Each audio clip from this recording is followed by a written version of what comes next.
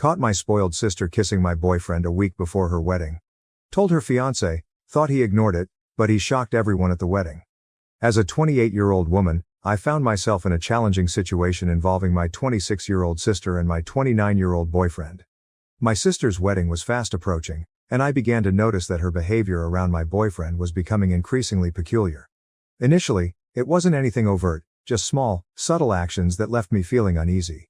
It began with seemingly innocent comments where my sister would often say things like, "Wow, you're so funny," in response to my boyfriend's jokes, even when they were not particularly amusing. She laughed a bit too enthusiastically at everything he said. At first, I tried to dismiss it, thinking that perhaps she was just being overly friendly due to the excitement surrounding the upcoming wedding. However, as time passed, I began to notice more troubling signs. She started to find excuses to touch him casually, like placing a hand on his arm during a conversation or lightly bumping into him as she walked past. These gestures were subtle yet unmistakable. I also observed her eyes lingering on him a bit too long when he wasn't looking, which made my stomach churn with discomfort. One evening, after we returned home from a family dinner where my sister had been particularly flirtatious, I decided to talk to my boyfriend about it. I turned to him and asked, "Did you notice how Sarah was behaving tonight?" He looked at me with confusion and replied, "What do you mean?" I then explained the behaviors I had observed, the excessive laughing, the unnecessary touching and the lingering glances.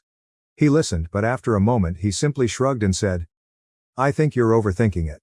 She's probably just excited about the wedding. It's harmless." Despite his reassurances, I couldn't shake the feeling that something wasn't right. The situation didn't feel harmless to me at all. Despite my boyfriend's reassurances, I couldn't shake the feeling that something was off. So I decided to keep a closer eye on things, hoping that I was just overreacting and that my suspicions were unfounded. But the next few weeks were tense. Every time we were around my sister, I found myself constantly watching her, noticing every little thing she did. It became clear that she was always trying to position herself near my boyfriend. She would often sit next to him whenever she could, and she seemed to find endless excuses to ask for his help with wedding-related tasks, even when I was standing right there. One day, we were all at my parents' house for a family barbecue. At one point, I went inside to use the bathroom, and when I returned, I saw something that made my heart sink. My sister and my boyfriend were talking quietly in a corner of the yard, standing unusually close to one another. My sister was giggling at something he said, a sound that made my stomach churn with unease. The moment they noticed me, they quickly stepped apart, and my sister walked away as if nothing had happened. I felt a wave of nausea and anger but decided not to confront them on the spot, not wanting to create a scene at a family gathering. Instead, I waited until we got home that night. When we were alone, I tried to approach the topic as calmly as I could. I asked my boyfriend what he and my sister had been discussing earlier. He seemed surprised by my question and explained that they were just talking about some wedding details, like the music selection. His response didn't satisfy me. I couldn't help but question why such a simple conversation required them to stand so close together. He sighed, clearly frustrated, and tried to dismiss my concerns. He assured me once again that there was nothing going on, insisting that my sister was just being friendly. But by this point, I couldn't hold back my feelings any longer. I expressed my frustration, pointing out that my sister was practically throwing herself at him, and he wasn't doing anything to stop it. My words seemed to hurt him, and he looked at me with a pained expression, asking what exactly I expected him to do. He reminded me that she was my sister, and he was simply trying to be polite. Telling her to back off seemed out of the question to him. I told him that he could at least set some boundaries, making it clear that he wasn't interested in anything more than a friendly relationship. But he insisted that he wasn't interested in her at all, claiming there was nothing to clarify because I was seeing problems that didn't exist. Our conversation went in circles, with neither of us willing to see the other's point of view, leaving us both frustrated and unsure of what to do next. After arguing for a while without any resolution, it became clear that our conversation was going nowhere. My boyfriend kept insisting that I was just imagining things, and no matter how hard I tried, I couldn't get him to see what was so painfully obvious to me.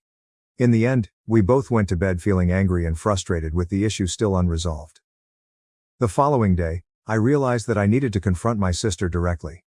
It was clear that avoiding the issue was only making things worse. So I decided to call her and ask if we could meet up for coffee. She readily agreed, her voice cheerful and seemingly unaware of my growing concerns. We arranged to meet at a small cafe near her apartment. When we met, I was nervous, my hands trembling slightly as I stirred my coffee. My sister, on the other hand, was in high spirits, chatting enthusiastically about her wedding plans. She seemed completely oblivious to my discomfort, which only made the situation more difficult for me. After a few minutes of listening to her talk, I realized I couldn't hold it in any longer. I interrupted her mid-sentence, my voice betraying the seriousness of what I was about to say. I told her that we needed to discuss something important. My sister, caught off guard by the sudden shift in tone, looked at me with surprise and asked what was wrong. Taking a deep breath to steady myself, I began to explain. I told her that I had noticed how she had been behaving around Tom, my boyfriend, and that it was making me uncomfortable. I mentioned the flirting, the casual touches, and the lingering looks, things that had been bothering me for some time. I emphasized that her behavior needed to stop.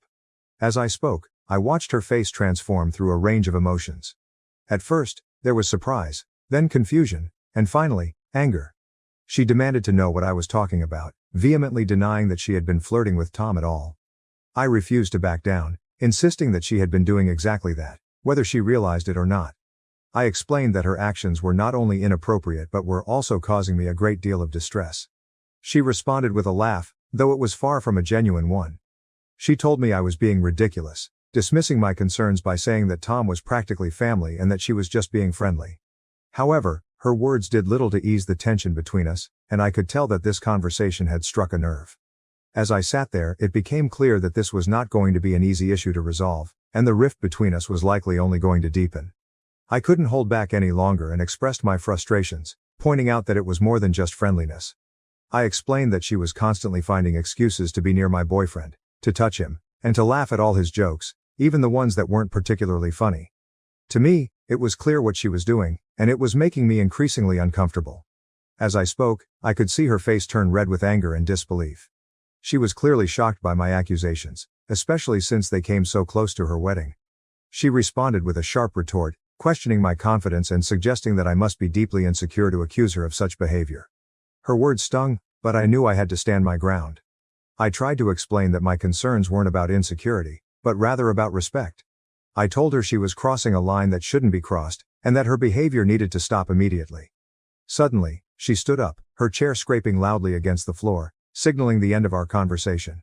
She declared that she wasn't going to sit there and listen to what she considered paranoid and ridiculous accusations. She made it clear that if I couldn't trust my own sister, then that was my problem, not hers. With that, she stormed out of the cafe, leaving me alone with a swirl of emotions. I felt awful and began to question myself. Had I overreacted? Was I really just being paranoid? When I returned home, my boyfriend immediately noticed that something was wrong. He asked me what had happened and I recounted the conversation I had just had with my sister. As I shared the details, I could see the concern growing on his face. When I finished, he let out a heavy sigh and told me that he thought I had made a big mistake. He was worried that Sarah would be deeply hurt, especially with her wedding just around the corner. Feeling defensive, I asked him if he was taking her side. He quickly reassured me that he wasn't taking sides, but he expressed his doubts that Sarah had been flirting with him. Even if she had been, which he found unlikely, he believed that confronting her in such a direct way was not the best approach to handling the situation. His words left me feeling even more conflicted, unsure of whether I had done the right thing or not. As I felt tears welling up in my eyes, I couldn't help but ask, so what was I supposed to do? Just ignore it? The frustration and hurt were clear in my voice. Sensing my distress, my boyfriend walked over and gently wrapped his arms around me. He suggested that perhaps I could have handled things differently, that maybe I could have talked to him more about it first or approached Sarah in a way that was less confrontational. He expressed concern that now, with the way things had unfolded, Sarah was likely upset with both of us, and that this could cast a shadow over her upcoming wedding, making everything feel incredibly awkward. Feeling overwhelmed, I pulled away from his embrace and questioned him. So this is all my fault? I needed to understand if he truly believed that I was to blame for the situation. He sighed deeply, clearly struggling to find the right words, and explained that he didn't mean to place the blame solely on me. However, he did think that I might have overreacted, letting my emotions get the better of me. We continued to argue for a while, but it became evident that we were not going to reach a resolution. There was a clear disconnect in our perspectives, and neither of us seemed willing to fully understand the other's point of view. Eventually, he decided to go to bed, leaving me alone with my swirling thoughts and doubts. The days that followed were filled with tension. My sister had stopped speaking to me entirely, creating a painful distance between us. My parents, having noticed Sarah's distress, called me, wanting to know why she was so upset. I tried to explain the situation to them, but I could tell from their responses that they too believed I had overreacted. As the wedding day drew closer, I found myself increasingly uncertain about what to do. I was supposed to be a bridesmaid, an important role that now felt more like a burden. I wasn't even sure if Sarah still wanted me to be part of her big day. My boyfriend, on the other hand, was still invited, and he suggested that we both attend to show that there were no hard feelings. But the thought of standing there, watching my sister walk down the aisle while knowing how angry and hurt she was, made me feel physically ill. The entire situation had become a tangled mess, and I didn't know how to untangle it without causing even more pain. Several times I tried to phone Sarah, but she didn't answer. She never answered when I left voicemails apologizing and stating we should have spoken. I even visited her flat, but she closed the door. My anxiety grew as the wedding day drew near. Though I wasn't convinced, my partner kept urging me to let go, that everything would blow over. In a dream, I showed up for the wedding and everyone turned to stare at me, pointing and murmuring. I woke up shaking coldly. Update. Following my confrontation with Sarah, things deteriorated. When she told our mother about my allegations, she became quite irate. She called me, screaming about how right before Sarah's wedding I could be so selfish and worried. She shouted, "How could you accuse your own sister of such a thing?" She wouldn't listen as I tried to explain my perspective. She advised me to straighten this problem right away and apologies to Sarah. The stress on our family was intolerable. Sarah still avoids talking to me, and right now my parents are offended as well. Tom, my partner, persisted in telling me I was exaggerating, which just made me more depressed and irritated. I visited my parents' place to try to straighten things out 1 week before the wedding.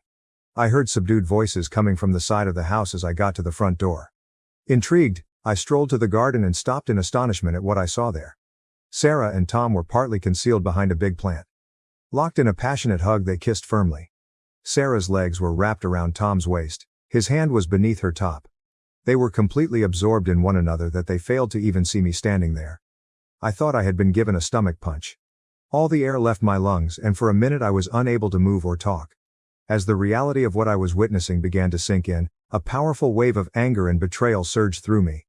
My emotions overtook me and I found myself screaming, "What the hell is this?" My voice trembled, thick with the intensity of what I was feeling. The reaction from both of them was immediate. My sister and my boyfriend jumped in shock, their guilty expressions betraying them completely. Sarah's face drained of color, turning pale as she realized she had been caught, while Tom fumbled to find the right words, stammering, "It's not what it looks like." But it was exactly what it looked like, confirming every fear and suspicion that had been gnawing at me. Tears began streaming down my face as I choked out, "How could you? My own sister and my boyfriend." The pain in my voice was unmistakable. Sarah too began to cry, her voice quivering with regret as she tried to apologize.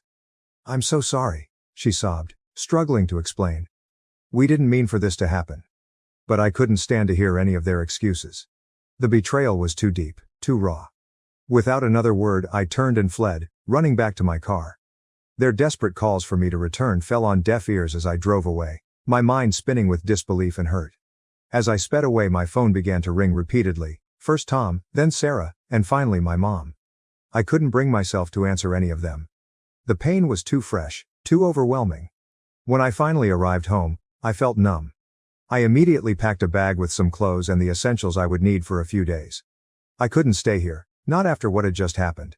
I sent Tom a final text message, simply stating, "We're done, don't try to contact me again." Then I turned off my phone, cutting off any further communication, and left. Now I'm writing this from a hotel room in a nearby city, unsure of what my next steps should be. With the wedding just a few days away, I know there is no way I can attend. My relationship is shattered and the bond I once shared with my sister may be irreparably damaged by this betrayal. It feels as though my entire world has been turned upside down. Everyone made me feel like I was crazy for suspecting something was wrong, but in the end I was right all along. The pain of that realization is almost too much to bear, and I find myself questioning how I will ever be able to trust anyone again after this. So Reddit, any advice on how to move forward from here would be appreciated. Update. After the devastating shock of discovering my sister Sarah with my now ex-boyfriend Tom, I spent several days in a fog, struggling to process what had happened.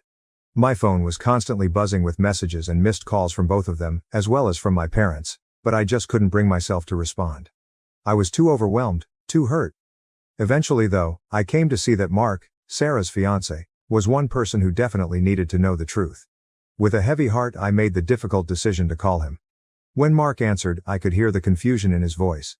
He asked what was going on, mentioning that Sarah had been in a terrible state, saying that I had disappeared and wasn't responding to anyone. Taking a deep breath, I began to explain everything to him. I told him about the suspicions I had initially had, how everyone, including Tom and Sarah, had brushed off my concerns, and then I described in detail the scene I had witnessed in my parents' garden. Mark listened quietly, not interrupting, only occasionally making a small noise to let me know he was still there, absorbing everything I was saying. When I finally finished, there was a long, heavy silence on the other end of the line. Then, in a controlled, measured voice, Mark simply thanked me for telling him, adding that he needed some time to process this information. With that, he ended the call. Afterwards, I sat there, staring blankly at my phone, wondering what Mark would do now that he knew the truth. As the wedding day approached, I heard nothing further from him or from the rest of my family. Sarah had ceased trying to contact me, and I began to suspect that she had somehow managed to convince Mark to forgive her. The thought that she might actually escape the consequences of her actions, that she could go on to have her fairy tale wedding while my life was in shambles, made me feel physically ill. I realized that there was no way I could attend the wedding. The idea of watching Sarah walk down the aisle, knowing what she had done, was too much to bear. Instead, I decided to spend that day alone, focusing on how to rebuild my life in the wake of such profound betrayal. On the evening of the wedding, I received an unexpected call from my cousin, Emma. There was an unmistakable tone of excitement and urgency in her hushed voice as she said, "Oh my God, you won't believe what just happened." Confused and intrigued, I asked her what she meant. Without hesitation, Emma dove into her story, recounting the events that had unfolded. She explained that everything had seemed normal at first. Sarah had looked stunning in her wedding dress, and Mark had been standing at the altar, ready for the ceremony to begin. But when it came time for the vows, Mark had unexpectedly stepped forward and announced that he had something to say. My heart began to race as I listened to Emma describe the scene. Mark, in front of everyone, declared that he couldn't go through with the wedding. He told the guests that he could not marry someone who had betrayed her own sister and devastated her life by getting involved with her boyfriend. Emma continued, recounting how Sarah had turned completely pale at Mark's words.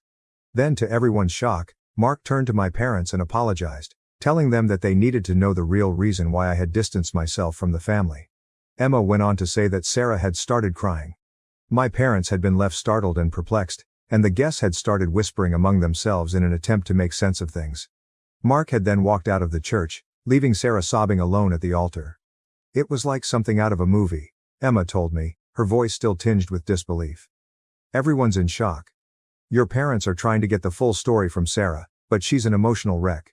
As I sat there, absorbing everything Emma had just told me, I felt a mix of emotions. On one hand, there was a sense of vindication, knowing that the truth had finally been revealed.